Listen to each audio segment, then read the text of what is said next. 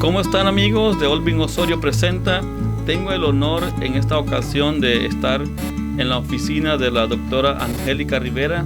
Ella es experta en terapia matrimonial y vamos a desarrollar esta entrevista sobre ese tema. Esperamos que sea de su ayuda y que podamos aprender juntos de una profesional los que están buscando algún consejo o alguna ayuda en este tema.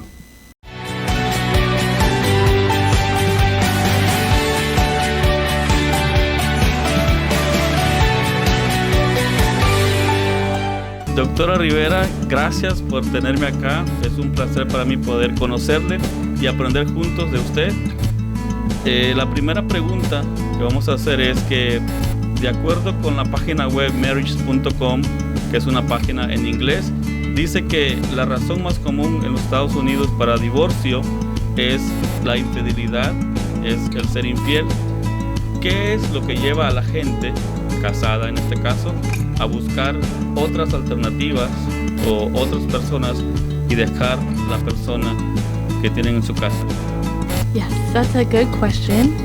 I think marriage is hard, and I know that you're married and you could say absolutely it's worth it to get married, but also it's very hard. You have to work at it. I think when people have affairs, it's because they don't have the tools to be able to cope with themselves or be able to communicate well with their partner what they need.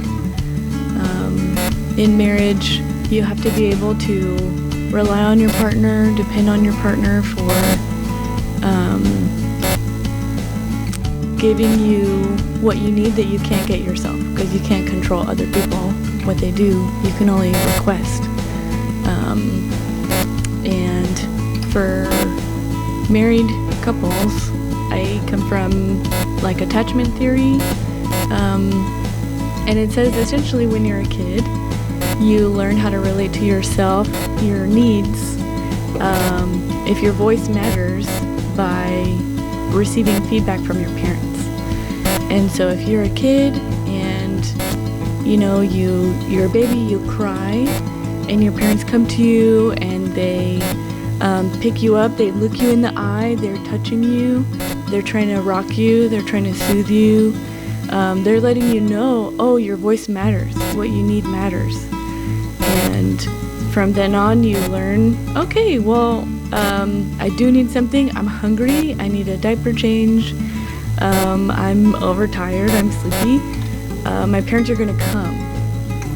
And as we get older, we find security in our significant attachments. And we say, okay, I can say I need this, I need hugs, I need money, I need to feel secure, I need to have fun with you, things like that. And you can count on the other person at least like brainstorming with you to make that happen. But if you grow up and your parents are not perfect, but for the majority, if you're neglected, you're abused, you learn that your voice doesn't matter. And so if you want a marriage to work, whether or not you were the one who was cheated on or did the cheating, you have to ask yourself, what can we do to make this better? It doesn't matter, what we did in the past. Let's fix what was broken.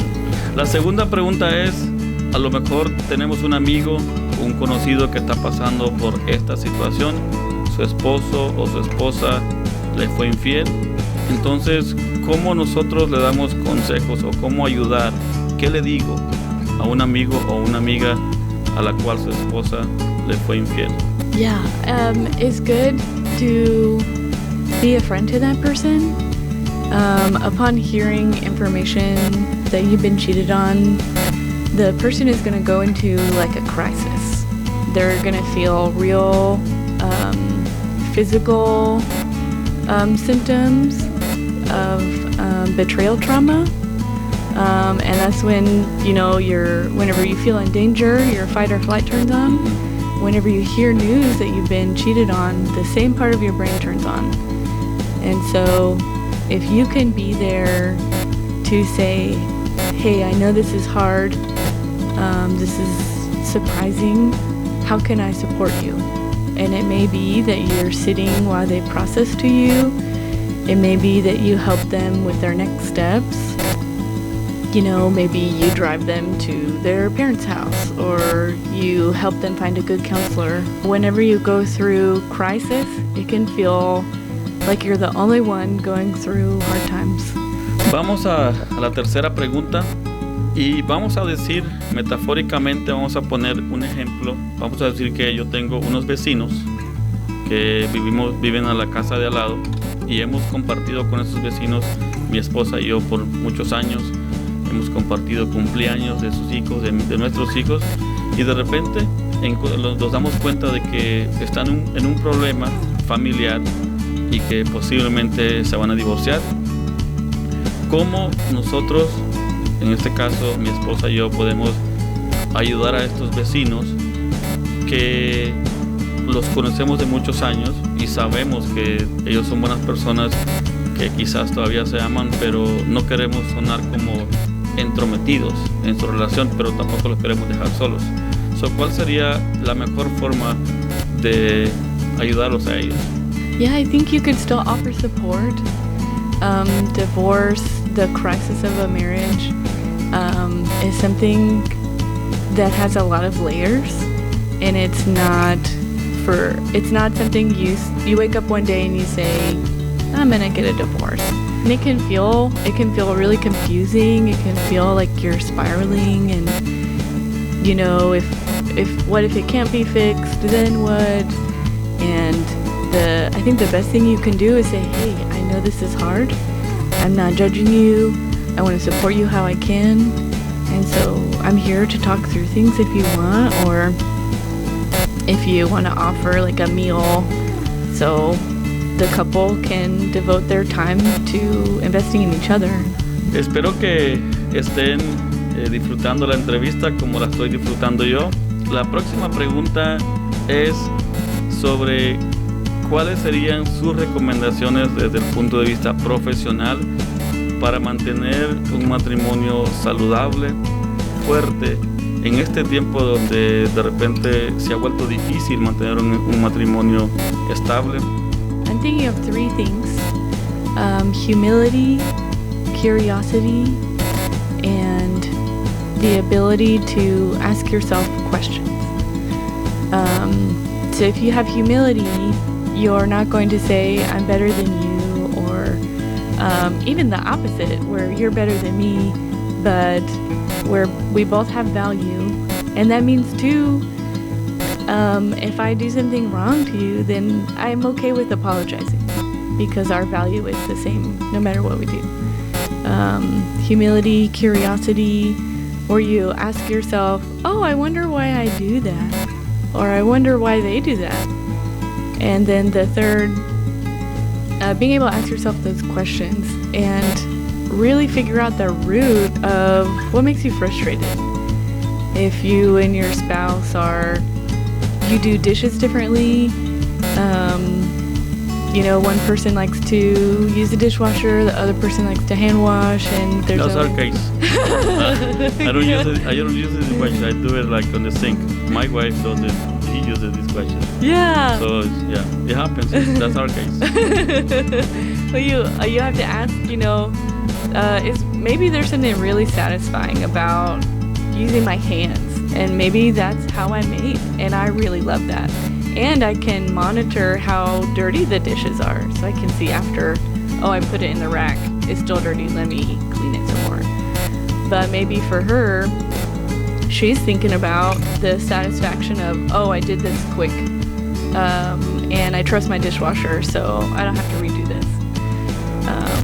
But things like that, where you're understanding, oh, this problem is not her, it's me. And is this something worth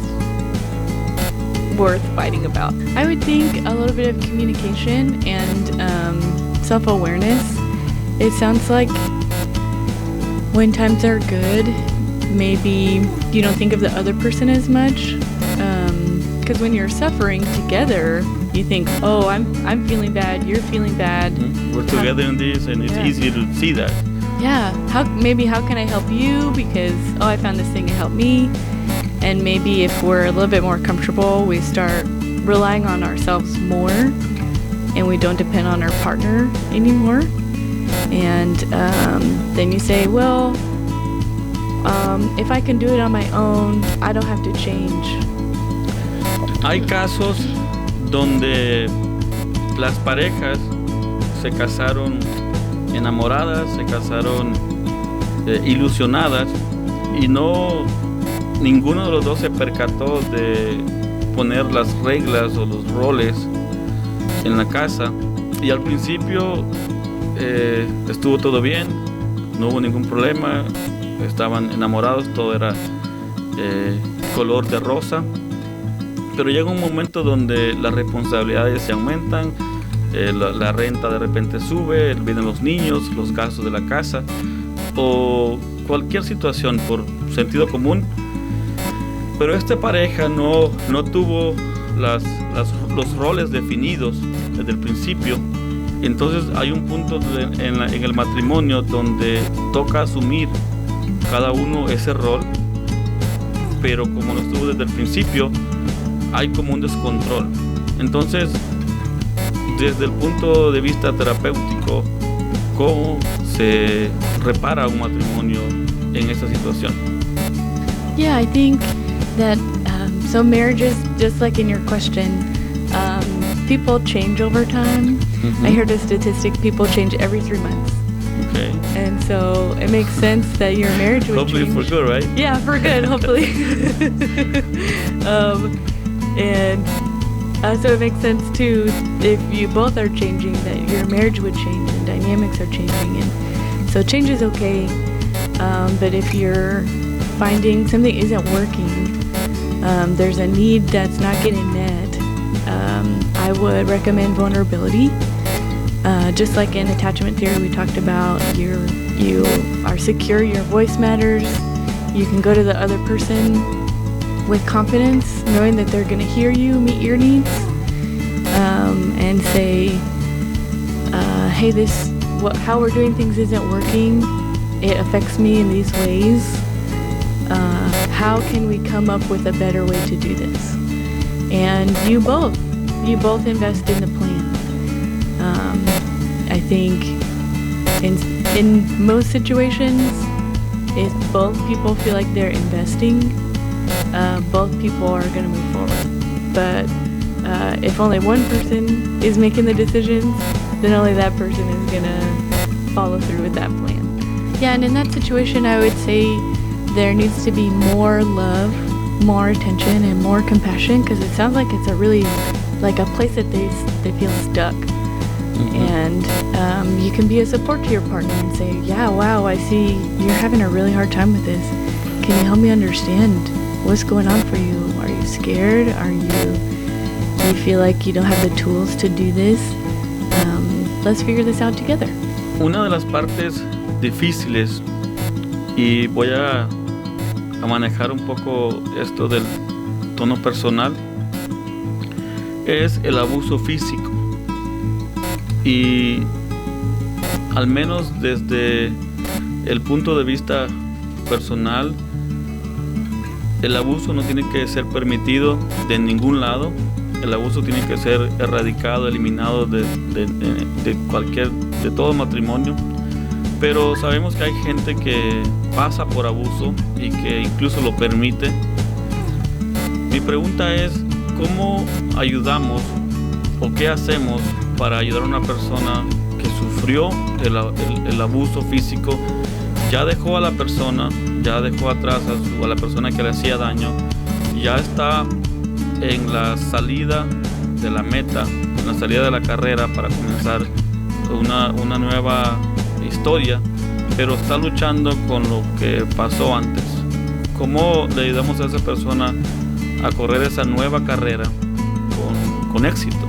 Yeah, first I want to say, for this person who's starting a new relationship, wow, like what an amazing step to take. Right. if this person were in my office, I would say, wow, that's really incredible, really brave, really courageous of you. And so after abuse and receiving cues from this person or the situation that maybe they're less important, less than human, not worth taking care of, feeling unloved, not worth loving. It takes a lot of courage to be able to risk again. Wounds that happened inside of relationships can only be healed inside of another good relationship. So I would recommend that they have a lot of support, that they're seeing a therapist, that they're being reassured, what happened to you wasn't okay, and you should have never been treated like that. And how to retrain their bodies, their minds, to be around safe people. They have to reassure themselves that, oh, okay, I'm with this man, this woman they're not going to yell at me, they're not going to raise their voice to me, but maybe they still have triggers, and they have to figure out, oh, you yelled across the street so that our children didn't run in the road. But that also scared me because my ex-husband or my ex-partner would also yell at me. So we have to figure out a way that I can see what's true in you, that you're not abusing me. But also I have to reassure my body, retrain my body not to get worked up whenever something like that happens. I think the first is your own gut, your intuition. Whenever you're around this person, do you feel safe? All the things that they're doing, does it add up to you wanting to move away from this person, or does it add up to you wanting to be closer because you feel loved and valued? So definitely, if you feel your choices are being taken away, there's over control, there's manipulation, there's lying. Quiero aprovechar la oportunidad para preguntarles sobre los niños, los preciosos y hermosos niños que están creciéndose hoy en día en los hogares de la ciudad, del país. ¿Cómo afecta a niños, a los niños? Siempre se ha dicho que los más afectados en una separación, en una ruptura, son los niños. Pero ¿qué es lo que realmente sucede con los niños psicológicamente cuando sus padres se divorcian? Yeah, it depends on how well the parents help the child feel stable afterwards. Okay. If you decide mom and dad are going to divorce, they tell the kids, they're communicating, they tell the kids, hey, this is what's going to happen, mommy and daddy still love you, there's going to be a lot of changes. As long as you're still connecting and close with your kids, it's going to be hard because the stability of a family, there's no replacement. For anybody that has the basic assumption of togetherness and security. My security is in the togetherness of my family, or even workplaces or friendships. If there's a break in the family, somebody close to you leaves, there's going to be suffering. There's going to be grieving. There's going to be confusion. What I thought and was certain of is not certain anymore, and now I have to make meaning of that. Exactly. So yes, that does happen. I also think that because the Lord is really gracious and He is present no matter what happens, He's able to walk with kids and walk with adults to be able to bring comfort and make meaning of that suffering, for it to be for the Lord to use it to bring about good things. Not justifying that it's okay, or you can do whatever you want because God's gonna cover it, but that no matter what situation, He's our support system. Hasta aquí la entrevista con la doctora Rivera. Doctora, gracias, de verdad es un honor y un placer poder hablar con usted. Estaba pensando que a lo mejor podemos hacer un Facebook Live con preguntas y respuestas. Yeah. But for right now, I want to say thank you. And it's been a lot of information that hopefully me and the people out there can put it into practice, for the help of our loved ones and families and kids and friends. So I want to say thank you. Yeah, you're welcome. And thank you too for letting me be a part of your journey. I think what you're doing is really wonderful, and you're reaching a lot of people with your attention and your compassion, and being able to give them information like this. I think it's a really great thing what you're doing. Thank you, and it means a lot to me. Gracias por ver este video, esta entrevista. Esperamos que lo haya aprendido, que haya disfrutado del video. Recuérdese que nos puede seguir en Olvin Osorio Presenta en Facebook, YouTube, Instagram y también en Twitter, para que pueda encontrar entrevistas. Se vienen otras cosas también, reportajes. Tenemos también la serie de También las mujeres pueden. Y nos vemos hasta la próxima. Comparta el video, comente y estamos pendientes de ustedes. Hasta la próxima.